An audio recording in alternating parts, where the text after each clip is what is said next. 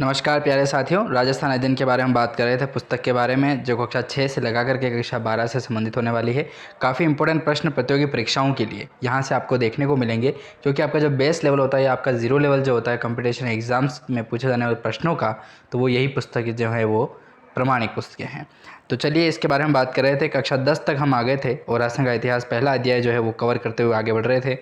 इसमें हमने 180 प्रश्न, ठीक है, 100 क्वेश्चंस थे, उनको 180 प्रश्न जो है वो मैंने कवर किए थे। ठीक है, चलिए इसी कड़ी में आगे बढ़ते हुए बात कर लेते हैं आज महत्वपूर्ण प्रश्नों की। बताना चाहता हूँ पीडीएफ डाउनलोड नहीं की है दोस्तों, और यदि आप डाउनलोड करना चाहते हैं तो लिंक जो है वो मैंने डिस्क्रिप्शन में दे रखा है, वहाँ पर जाइए। फ्री ऑफ कॉस्ट हमारी जो ये पीडीएफ है इसको आप डाउनलोड कीजिए और अच्छे से जब अपनी पढ़ाई को, जो परफॉर्मेंस को है वो बढ़ाइए। चलिए 180 नंबर का प्रश्न आता है, नागराज किसका सेनापति था? तो राव जेतसी का जो है वो नागराज सेनापति था दोस्तों। ठीक है, चलिए अगला प्रश्न है, किस युद्ध में मालदेव के विरुद्ध युद्ध में जेतसी मारा गया था? देखिए राव जेतसी जो है वो नागराज का सेनापति था, और जब मालदेव का युद्ध होता है, जब विरुद्ध उनके युद्ध होता है तो जेतसी है उसमें मारा जाता है। ठीक है, कौन सा युद्ध है? तो पाहोबा या साहेबा का युद्ध कहा जाता है, जो 1541 में हुआ था। ठीक है, पाहेबा और या साहेबा का, ठीक है, मालदेव के विरुद्ध युद्ध जो होता है उसमें जेतसी मारा जाता है। फिर प्रश्न आता है कि अकबर की अधीनता स्वीकार करने वाला पहला राठौर शासक कौन था? अकबर की अधीनता स्वीकार करने वाला पहला राठौर शासक कौन था? तो वो था दोस्तों अपने कल्याणमल। ठीक है, काफ़ी इंपॉर्टेंट प्रश्न है कि अकबर की अधीनता स्वीकार करने वाला पहला राठौर शासक जो था वो कल्याणमल था। अगला प्रश्न है कि वेली कृष्ण रुक्मणी का लेखक कौन है? वेली कृष्ण रुक्मणी जो हैं उसके लेखक कौन है दोस्तों? पृथ्वीराज राठौड़ है।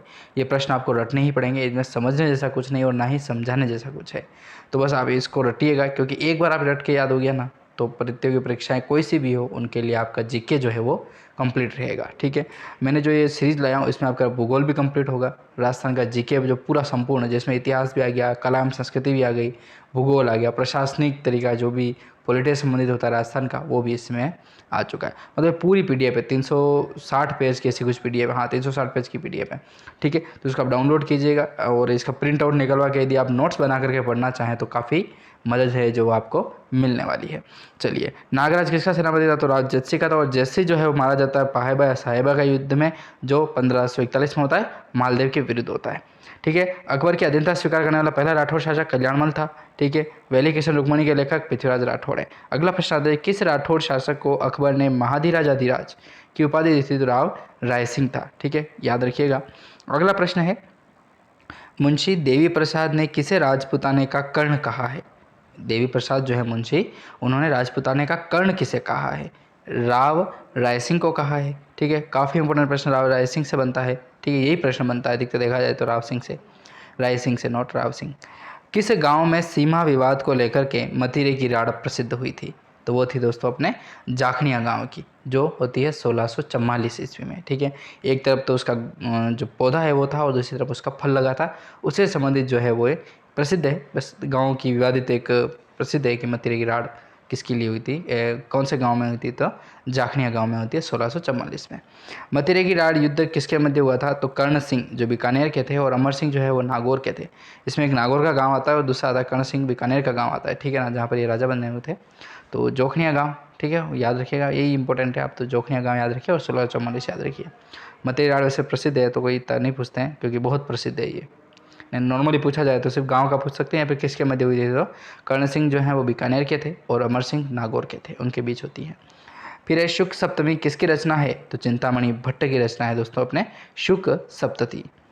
प्रश्न आता है कि चिंतामणि भट्ट ने किसे जालंधर बादशाह कहा था? तो कर्ण सिंह को कहा गया था। चिंतामणि भट्ट ने जालंधर जो बादशाह है वो कर्ण सिंह को कहा गया था।